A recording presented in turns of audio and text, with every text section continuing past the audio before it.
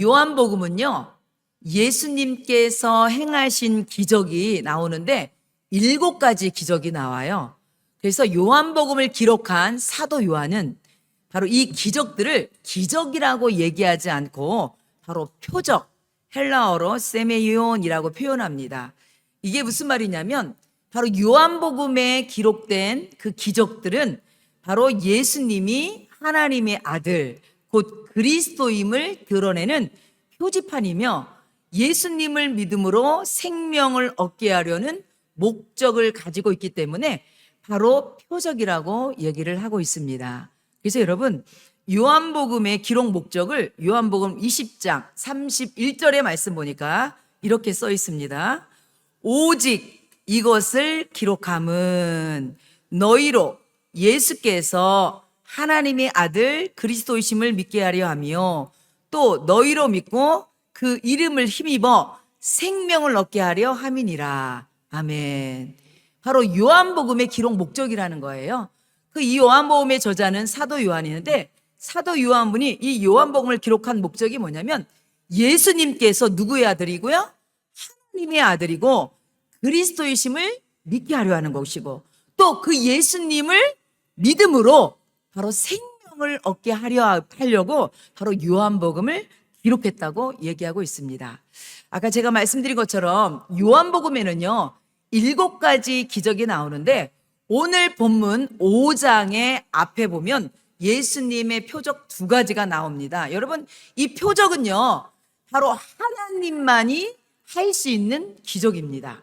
바로 이것을 통해서 무엇을 얘기하는 거냐면 바로 이 기적은 바로 하나님만이 할 수 있는 것인데 바로 예수님께서 이 표적을 일으킨 것을 보니까 바로 예수님이 누구라는 거예요? 하나님이라는 거죠. 그것을 보여주는 거예요.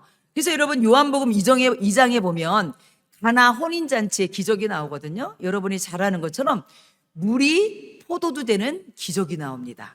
여러분 이거는 본질의 변화예요. 본질의 변화. 요한복음 6장에는요 오병이어의 기적이 나오거든요. 오병이어의 기적은 여러분이 잘 아는 것처럼 보리떡 5개와 물고기 2마리, 바로 적은 양에 가지고 많은 사람을 먹고도 남는 바로 양적인 기적을 일으킨 것이 바로 오병이어 기적이라면 바로 가나온인 잔치의 기적은 뭐냐면 질의 변화예요. 질의 변화. 물이 변하여 포도주가 된 거죠. 이거는 사람이 할 수 없다는 거죠. 그리고 4장에 보면은 바로 갈릴리 가나에서부터 가버나움까지는 34km의 거리가 나오는데 예수님께서 갈릴리 가나에 있었거든요. 그런데 가버나움에 있는 왕의 신하가 그의 아들이 병들어서 죽게 된 거예요. 그래서 예수님께 와서 고쳐달라고 하니까 예수님께서 가셔서 고쳐준 게 아니라 말씀으로 네 아들이 나았다 이렇게 말씀하신 거예요. 그랬는데 34km 떨어져 있는 그 아들이 예수님이 가시지도 않았는데 말씀으로 기적으로 나으신 거예요. 바로 이건 뭐냐면 바로 예수님은 공간을 초월해서 역사하셨다는 거죠. 우리가 아까 가나온인 잔치는 바로 예수님이 질적인 변화라면 이거는 공간을 초월한 역사였어요. 그런데 오늘 본문에 나오는 이 말씀은 바로 어떤 말씀이냐면 38년 된 병자입니다. 여러분 38년 병이라는 것은 고질병입니다. 이거는요 고칠 수가 없는 병이에요. 그런데 이런 오랜 시간의 한계를 뛰어넘어 깊은 고통까지도 치료하시는 예수님에 대해서 오늘 말씀을 하고 있는 것입니다.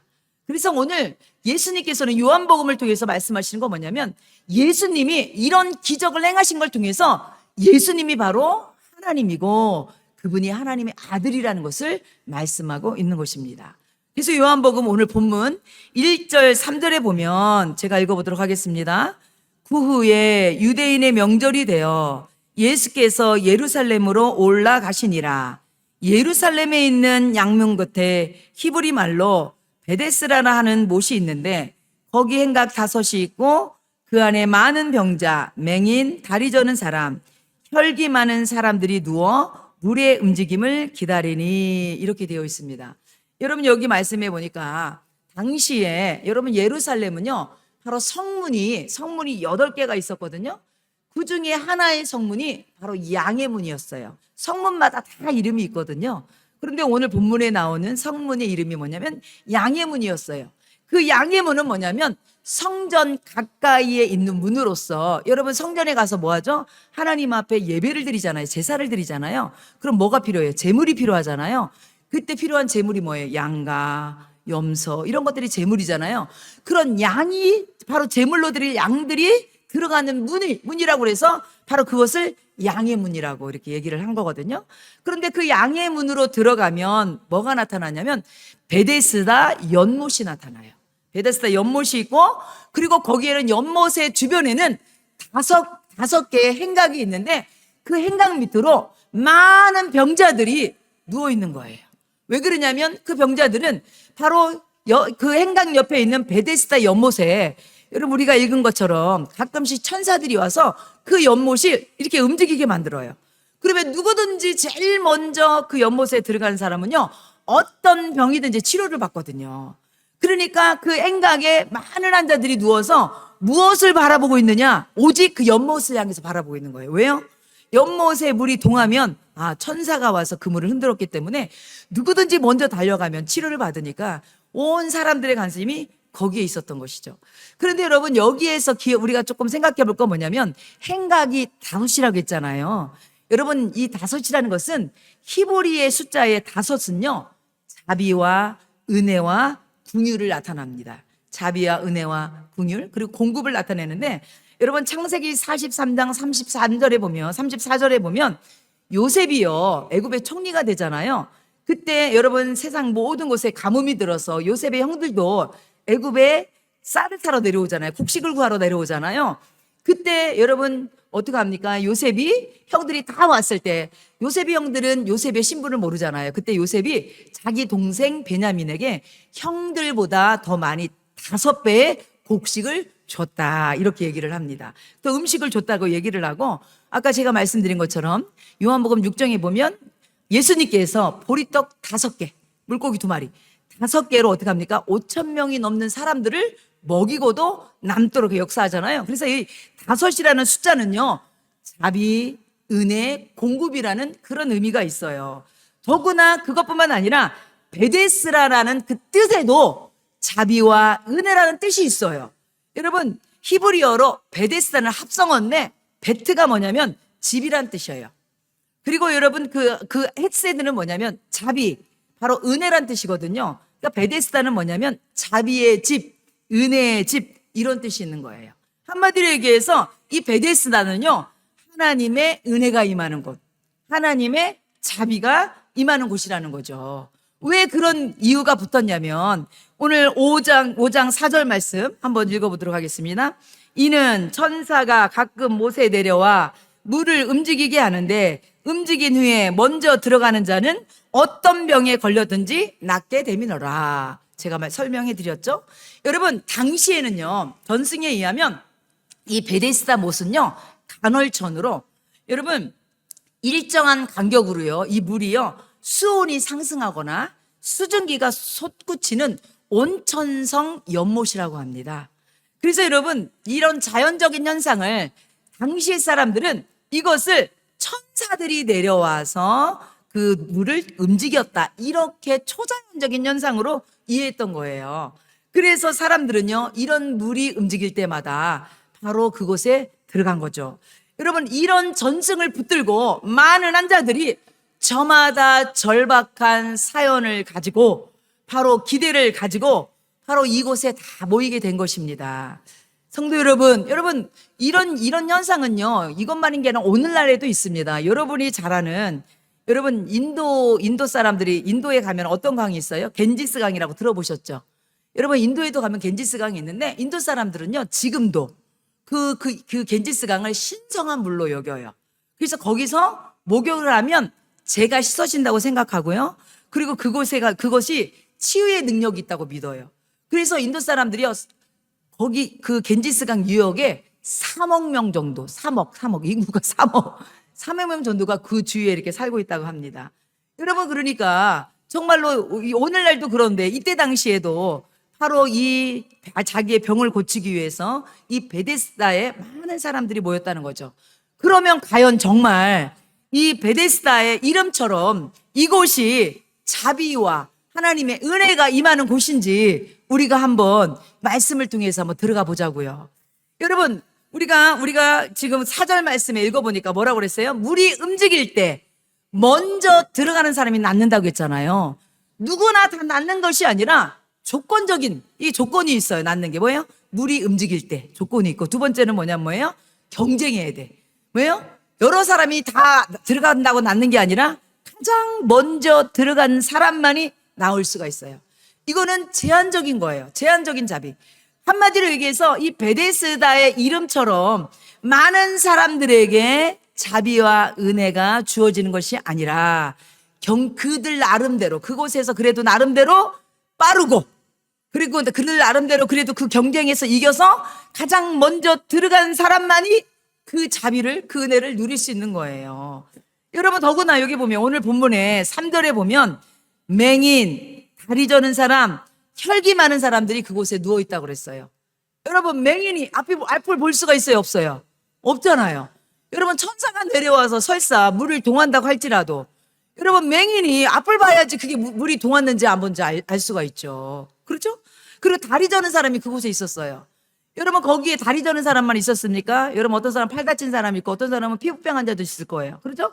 그리고 다리 저는 사람은요, 그 사람들에 의해서는요, 이미 그 사람보다 더 멀쩡한 사람이 달려갔으면 그 사람에게 기회가 주어지지 않는 거예요. 그리고 오늘 본문에 보니까 혈기 마른 자, 이거는 혈기 마른 자는요, 바로 움직일 수 없는 사람이거든요. 오늘로 얘기하면요, 중풍병자예요, 중풍병자. 이런 사람은 움직일 수 없으니까 설사 그 베데스다 연못이 동하는 것을 봤을지라도 다른 사람이 먼저 다 갔겠죠. 그러니까 이거 무슨 말이냐면, 정작 자비와 은혜가 필요한 사람들, 정작 치료와 회복이 필요한 사람들은 그런 자비와 은혜를 경험할 수 없는 곳이 바로 여기라는 것이죠. 대부분의 사람들은 자비와 은혜를 경험하기보다는 절망과 좌절을 더 많이 경험하는 거예요. 왜요? 자기보다 더 빠른 사람, 그죠? 자기보다 조금 더 건강한 사람이 치유하는 것을 보니까요. 여러분, 오늘 이 말씀은요, 베데스다의 이 풍경은요, 바로 오늘 우리 사회의 축소판을 보여주는 거예요. 오늘 우리 사회도 뭡니까? 경쟁 사회잖아요.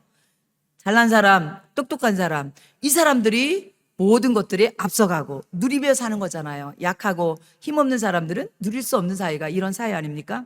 바로 이곳에 바로 예수님께서 이 베데스다에 오셔서 아무도 도와주지 않는 바로 자비가 은혜가 필요한 38년 된 병자를 우리 예수님께서 찾아오셨다는 것입니다. 저는 오늘 이 말씀을 통하여서 바로 그 예수님을 우리 사랑하는 하늘교회 성도들이 만날 수 있는 은혜가 있기를 축원합니다. 여러분, 특별히 우리가 오늘 여기서 또 한 번 더 생각해 볼 말씀은 뭐냐면 2절에 보니까 제가 아까 말씀드렸던 양의 문 나오죠? 여러분, 양의 문은 뭐예요? 구약의 제사를 드리는 여러분 양들이 들어오는 문이라고 했잖아요. 그리고 다섯 행각이라고 했잖아요. 다섯 행각은요, 여러분 모세의 율법도 모세 오경이 5권으로 되어 있잖아요. 바로 이거는 어떻게 보면요, 모세의 율법을 상징하는 것입니다. 바로 여기에 5라는 숫자, 그리고 여러분 제사라는 것을 얘기하는 건 뭐냐면요, 당시의 유대계를 얘기하는 거예요. 바로 이것을 통해서 무엇을 얘기하냐면 당시의 유대교, 당시의 율법, 바로 이것은 이 사람들에게 온전한 치유와 회복을 줄 수 없었다는 것을 얘기하고 있는 거예요.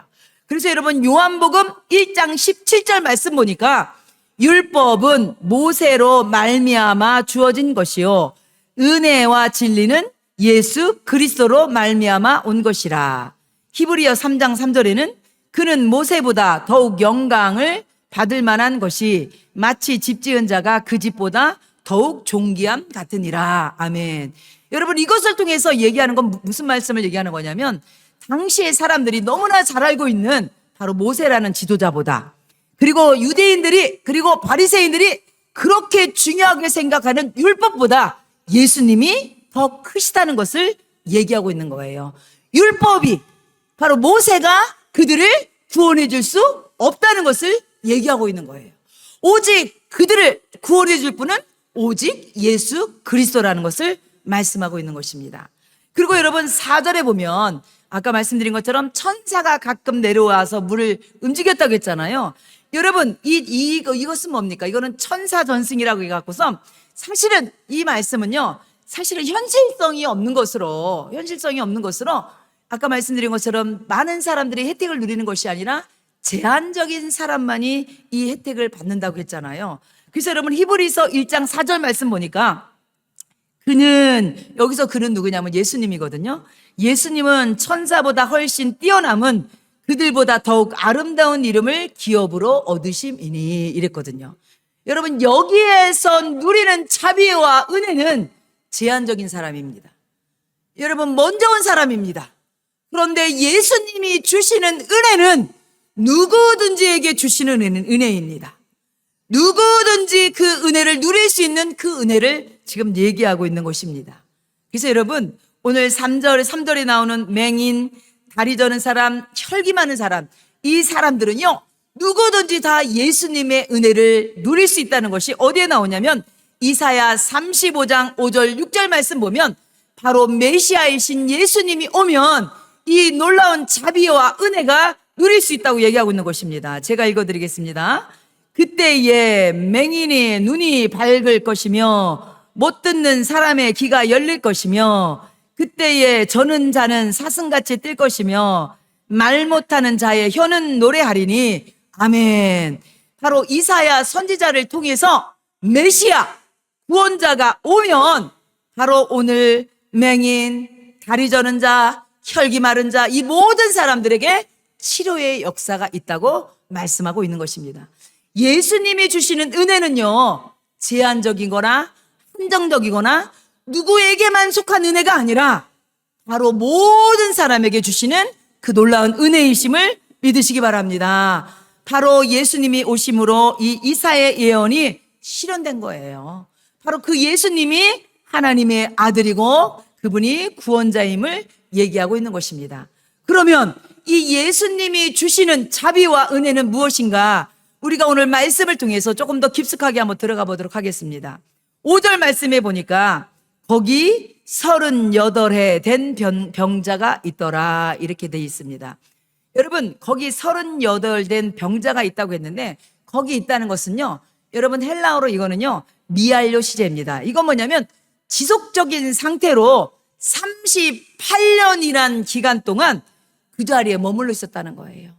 낫기를 바랬지만 자기에게도 기회가 돌아오기를 바랬지만 자기에게 그런 기회조차도 오지 않은 38년 된 환자에 대해서 얘기하고 있는데 바로 이 38년이라는 숫자는요 아주 여러분 큰 의미가 있습니다. 여러분 이 38이라는 숫자는 이스라엘 백성이 광야에서 방황하며 생활하던 기간을 의미합니다. 그 말씀이 신명기 2장 14절에 보니까 나옵니다. 우리가 가데스 바네아를 떠나 세레시나를 건너기까지 38년 동안이라 이렇게 얘기하고 있습니다.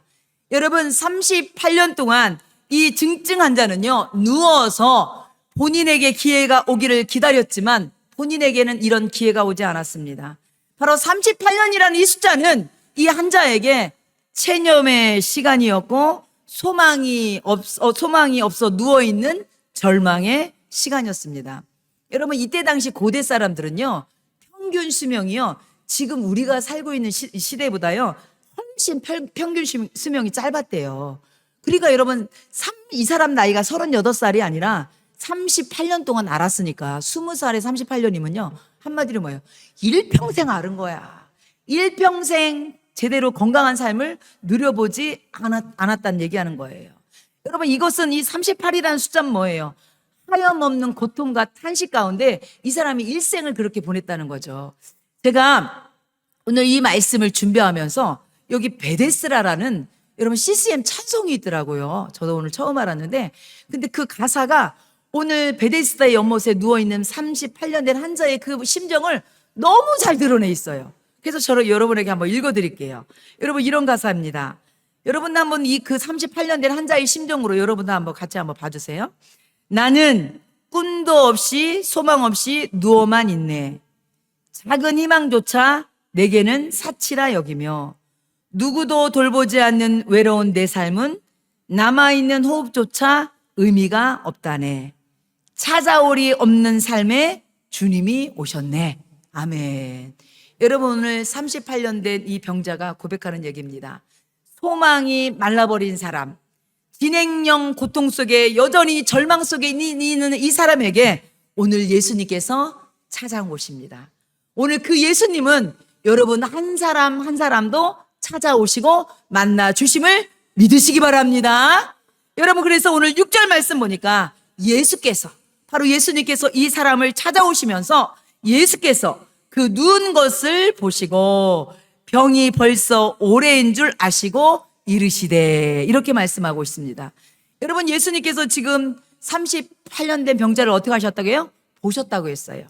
여러분, 여기에 보셨다는 것은요, 헬라어로 에이덴 이런데, 이건 뭐냐면 단순히 그냥 스쳐 지나가면서 이렇게 봤다는 게 아닙니다. 이거는요, 관심을 가지고, 깊은 관심과 궁유를 가지고 그 환자를 보셨다는 얘기입니다. 세상 사람들은 주목하지 않는 사람, 세상 사람들은 관심 밖에 있는 그 사람을 바로 예수님은 관심을 가지고 궁일한 마음을 보셨다는 것입니다. 그렇습니다, 성도 여러분. 세상 사람들은 나에 대해서 관심을 갖지 않고 나에 대해서 외면할지라도 우리 주님은 여러분 한 사람 한 사람에게 관심을 갖고 계시며 여러분을 궁휼히 여기심을 믿으시기 바랍니다. 여러분, 그리고 오늘 말씀해 보니까 병이 벌써 오래된 줄 아시고 이렇게 되어 있습니다. 여러분, 벌써 오래됐다는 건 뭐냐면요, 이미 이 사람에게는요 희망조차 꺼져버린 시간을 얘기하는 거예요. 오랜 시간이 됐다는 겁니다. 여러분, 38년 된 환자가 무슨 희망이 있겠습니까? 앞으로 여러분 그 물이 동할 때마다, 천사가 물을 동할 때마다 거기서 치료받는 사람은요, 자기보다 더 건강한, 자기보다 조금 더 나은 사람, 그 사람들이 치료받겠죠. 그러니까 이 사람은요, 한마디로 여러분 희망이 조차 꺼져버린 그런 사람이었습니다. 그런데 오늘 예수님께서는 오늘 그 희망조차도 없는 그 사람을 아시고, 헬라어에 보면요, 이거는요 단순한 정보를 안다는 게 아니라 그 사람의 마음과 그 사람의 병과 형편, 이 모든 것들, 상황 전체를 꿰뚫어 보시고 아신다는 것입니다. 사랑하는 성도 여러분, 그렇습니다. 우리 예수님은 38년 된 병자의 상황만 아시는 것이 아니라 여러분 한 사람 한 사람 형편과 사정을 보고 계시고 알고 계심을 믿으시기 바랍니다. 오늘 그 예수님께서 여러분을 만나주심으로 여러분도 이 베데스다의 은혜가 여러분의 있기를 축원합니다. 여러분, 그리고 오늘 예수님께서 뭐라고 말씀하시냐면 6절 말씀 보니까 이 누워있는 이 환자에게 내가 낫고자 하느냐 이렇게 묻습니다. 여러분, 여기서 낫다는 것은요 단순히 말씀드린 것처럼 육신적인 회복만 얘기하는 것이 아닙니다. 여러분, 낫는다는 것은 온전한 회복, 이것은 육체적인 건강과 정신적인 회복과 삶의 회복, 한마디로 얘기해서 전인적인 치유를 얘기하는 것입니다. 바로 예수님께서는 내가 낫고자 하느냐, 이 얘기는 네가 지금 육신적으로 낫는 것뿐만 아니라 바로 소망, 바로 치유에 대한 소망 자체를 잃어버린 그에게 다시 한번 소망을 일으켜주는 말인 것입니다. 성도 여러분, 38년 동안 아픈 이 환자, 여러분 어떤 마음이었을까요? 이 사람은요 38년 동안 나는 할 수 없을 거야, 나는 치료될 수 없을 거야, 나에게는 기회조차 없으니 나는 이렇게 살다가 죽을 수밖에 없을 거야, 이런 여러분 불신이 축적되어 있고 이런 무기력감에 빠져 있었을 겁니다. 여러분, 이것이 바로 여러분 사단의 전략입니다.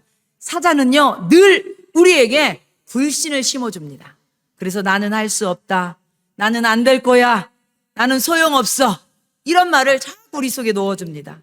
그리고 우리를 무력화시켜버리고 우리의 소망을 뺏어버리는 게, 이게 사단의 전략입니다. 그래서 사단은 너는 절대 하지 않아, 안 돼, 그리고 너는 기도해도 안 된다고 거짓 음성을 반복적으로 우리에게 심어주는 게 사단의 역사입니다. 그래서 절망을 당연한 현실로 받아들이는 것이 사단의 역사라는 것입니다. 그런데 우리 예수님께서는 바로 이 38년이라는 시간조차도, 그리고 현재의 상황조차도 결코 장애가 되지 않았습니다. 여러분, 사람한테는요 38년이라는 그 긴 시간은요 불가능한 시간이에요. 어떻게 할 수 없는 시간이에요. 그런데 예수님의 능력은요 그 모든 시간과 환경도 제약받지 않음을 믿으시기 바랍니다. 그래서 오늘 예수님께서 내가 낫고자 하느냐 이런 물으심은요, 예수님에게 그 환자를 고칠 수 있는 능력이 있기 때문에 이렇게 말씀하고 있는 것입니다. 이 말씀은 38년 동안 누워있는 그 환자에게 그의 영혼의 깊은 곳을 흔들고 눌린 믿음을 일으키는 부르심이었음을 믿으시기 바랍니다. 오늘 예수님께서도 오늘 우리에게 다시 한번 찾아오셔서 우리에게 동일한 질문을 하고 있습니다. 내가 낫고자 하느냐? 여러분, 이럴 때 우리는 아멘 하시면서 우리 주님의 놀라운 은혜를 경험하시길 바랍니다. 여러분, 우리는 당연히 아멘 이렇게 고백을 했잖아요. 그런데 여러분, 오늘 38년 된 환자는 뭐라고 얘기한지 압니까? 7절 말씀 보니까 병자가 대답하되, 아멘하라고 대답한 게 아니라, 주여, 물이 움직일 때에 나를 못에 넣어주는 사람이 없어 내가 가는 동안에 다른 사람이 먼저 내려가나이다, 이렇게 얘기했어요. 내가 낫고자 하느냐 그럴 때 아멘 이게 아니라 뭐라고 그러는 거예요 지금? 주님, 내가 저 물이 움직일 때에 나를 넣어줄 사람이 아무도 없습니다, 이렇게 얘기해요. 여러분, 여기에 보면 아무도 없다는 건 뭐냐면요, 여러분, 단 한 사람도 나를 도와줄 사람이 없다고 지금 얘기하는 것입니다. 여러분, 이렇게 지금 고백하는 거예요. 여러분, 근데 여기서 우리가 한번 생각해 보자고요. 그런데 여러분, 거기에 보면 여러분 베데스다에는 많은 환자들이 있었다고 했잖아요. 그런데 우리 예수님께서 왜 38년 된 환자를 찾아가시고 만났을까요? 그럼 얼마나 많은 환자들이 있었어요? 왜 그랬을까요?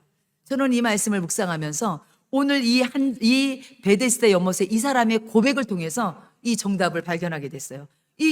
좀 베데스다 이 환자가 뭐라고 그래요? 주여, 아무도 나를 못에 넣어줄 사람이 없습니다. 내가 가는 동안 다른 사람이 먼저 내려갑니다.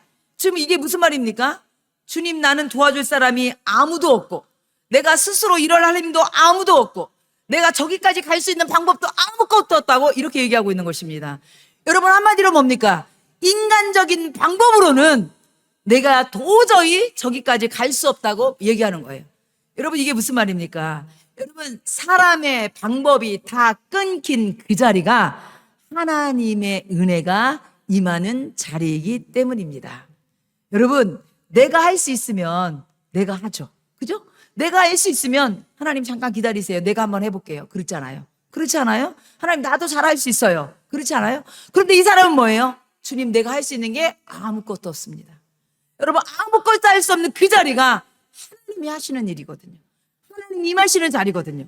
그래서 여러분, 토절하는 사람은 이렇게 얘기합니다.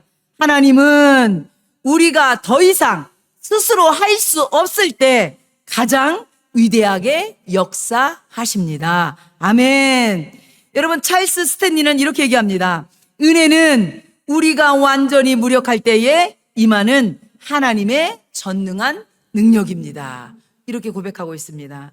여러분, 침몰하는 배에 어떤 사람이 배에 빠졌습니다. 가까스로 이 사람이요, 소중한 가방 하나를 붙잡고서 허우적거리고 있었어요. 그때 여러분, 구조대원이 구명줄을 던지면서 외칩니다. 거기 당신이 잡고 있는 그 가방을 버리고 이 줄을 잡으세요, 이렇게 외쳤습니다. 그랬더니 그 사람이 뭐라고 얘기했냐면, 혹시 다른 방법 없나요? 이렇게 얘기했어요. 그러더니 구조대원이 뭐라고 하냐면, 다른 방법 없습니다. 당신이 붙들고 있는 그 가방을 버리고 이 밧줄을 붙잡아야지만 살 수가 있습니다, 이렇게 얘기를 하는 겁니다. 그렇습니다. 성도 여러분, 하나님의 손을 잡으려면 내가 잡고 있는 것들을 내려놓아야지만 잡을 수가 있는 것입니다. 바로 주님이 원하시는 것은 여러분이 잡고 있는 것을 내려놓고 오직 하나님만 잡기를, 하나님만 붙들기를 원하고 계신다는 것입니다. 아멘. 우리 모두 하나님의 손을 잡으신 성도들 되시기 바랍니다. 여러분, 제가 이 말씀을 준비하면서 너무 은혜되는 간증이 있어서 여러분에게 한 가지 소개하려고 합니다. 여러분, 어떤 목사님이, 한국 목사님이신데, 이분이 이제 미국에서 목회를 하려고 이제 이민 목회를 하려고 그곳에 개척을 하신 거예요. 그랬는데 막상 개척을 하고 보니까, 저도 지금 개척을 했지만 개척하다 보니까 아무도 자기를 위해서 기도해 주는 사람 아무도 없고 자기를 도와주는 사람 아무도 없는 거예요. 여러분, 개척이 얼마나 힘듭니까? 여러분, 여러분 한국에서 개척도 힘든데 이민 목회에서 또 개척하는 거 얼마나 힘들겠습니까? 그러니까 여러분, 이 목사님이 어느 날 너무 힘들어 갖고서 새벽에 기도를 하는데 너무 낙심이 되더래요. 너무 절망이 되더래요. 그래서 하나님 앞에 그냥 울면서 기도를 하고 있는데, 그러면서 하나님 앞에 이렇게 기도했대요. 하나님, 저는 이런 것도 없고 저런 것도 없고 아무도 나를 도와줄 수도 있는 사람이 아무것도 없습니다. 이러면서 펑펑 울면서 기도하는데 하나님께서 이렇게 물으시더래요. 마음에 이런 마음으로 물으시더래요.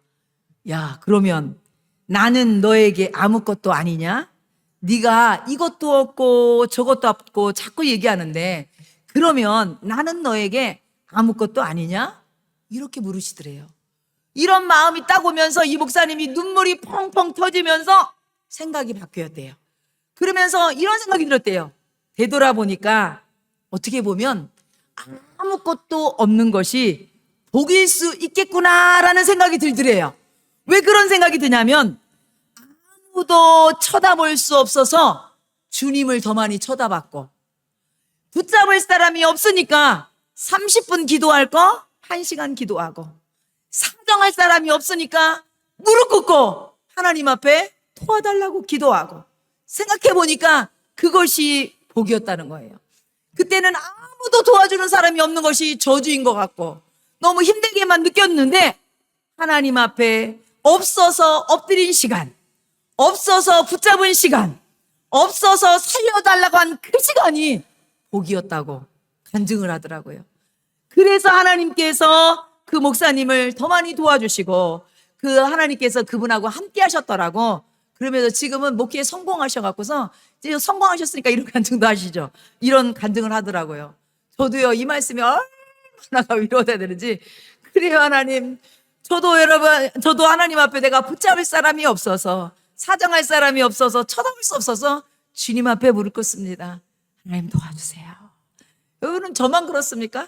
여러분 모두 다 그래요. 우리 인생은 모두 다 정말로 우리가 쳐다볼 수 있는 사람 없고, 정작 여러분이 도움을 구하려고 손을 내밀 때 여러분이 여러분의 손을 내밀어 도와줄 사람은 없습니다. 여러분, 진정 여러분을 도와줄 분은 하나님 한 분이심을 믿습니다. 성도 여러분, 예수님이 아니고는 안 되는 사람, 예수님이 아니면 안 되는 교회, 그 하나님께서 그 교회를, 그 사람을 도와주시고 그 사람을 붙들어 줄 것을 믿습니다. 여러분, 그래서 신명기 2장 7절 말씀 보면 내 하나님 여호와께서 내가 하는 모든 일에 내게 복을 주시고 내가 이 큰 강야에 두루 다님을 알고 내 하나님 여호와께서 이 40년 동안을 너와 함께 하셨으므로 내게 부족함이 없었느니라. 아멘. 여러분, 조지 물러 목사님은 이렇게 얘기합니다. 하나님은 결코 늦지 않으십니다. 그분은 항상 가장 필요한 순간에 가장 알맞은 방법으로 공급하십니다. 아멘. 그렇습니다. 하나님께서 여러분이 하나님 앞에 간절히 기도할 때, 없어서 기도할 때, 필요해서 기도할 때 하나님께서 채워주시고 부족함 없게 공급하실 것을 믿습니다. 그리고 나서 예수님께서 오늘 8절 9절 말씀 보니까 예수께서 이르시되 일어나 내 자리를 들고 걸어가라 하시니 그 사람이 곧 나아서 자리를 들고 걸어가니라. 아멘. 여러분, 어떻게 보면 이 명령은 여러분 38년 된 병자 입장에서는 불가능한 명령이었지만 예수님의 이 명령 앞에 여러분, 이 38년 병자가 더 이상 변명하지 않았습니다. 주님, 저는 일어설 수 없어요. 저는 할 수 없어요. 이렇게 핑계대지 않았어요. 왜요? 여러분, 이 명령은 예수님으로부터 나왔고 이 명령은요, 이 선언, 이 선포 가운데 바로 그 능력이 되고 이것이 현실이 됐기 때문입니다. 그래서 여러분 뭐라고 합니까? 그 사람이 곧 나아서 자리를 들고 걸어가니라, 이렇게 말씀하고 있습니다. 사랑하는 성도 여러분, 오늘 예수님께서 38년 된 병자를 만나주시고 일어나 내 자리를 들고 걸어가라 말씀하신 것처럼 오늘 우리 사랑하는 성도들에게도 오늘 여러분의 자리에서 일어나서 자리를 들고 걸어가는 놀라운 역사가 있기를 축원합니다. 예수님의 이 명령에는요, 생명의 힘이 있습니다. 예수님의 이 말씀에는요, 능력이 있습니다. 그래서 어떤 사람도 회복시켜주고 어떤 사람도 일으키는 놀라운 능력이 있을 줄 믿습니다. 여러분, 그랬을 때에 이곳이 진정, 여러분, 은혜의 집, 여러분, 자비의 집, 베데스다가 된 것입니다. 여러분, 이 베데스다에 예수님이 오심으로 말미암아 진정으로 예수님의 은혜를 경험하는 놀라운 은혜가 있는 것처럼 오늘 이 시간 예수님께서 우리에게 오심으로 여러분의 삶에도 진정한 베데스다의 은혜를 경험하는 우리 성도들 되시기를 축원합니다. 기도하겠습니다.